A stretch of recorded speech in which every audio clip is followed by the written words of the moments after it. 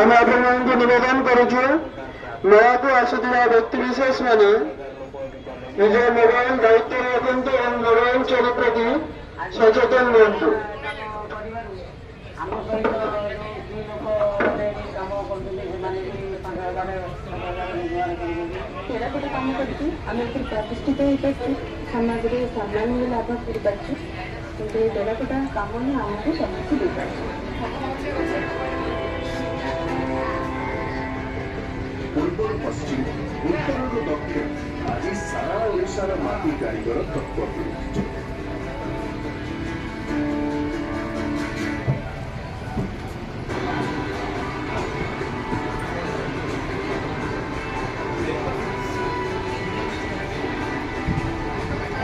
ଶିଳ୍ପୀଙ୍କର ସ୍ୱାଭିମାନ ସୁଖ ଜୀବନ ଓ ଜୀବିକା ସହ ଯୋଡ଼ି ହୋଇଥିବା ଏହି ମାଟିକୁ ନେଇ ଏହି ଯାତ୍ରା ଏମିତି ଜାରି।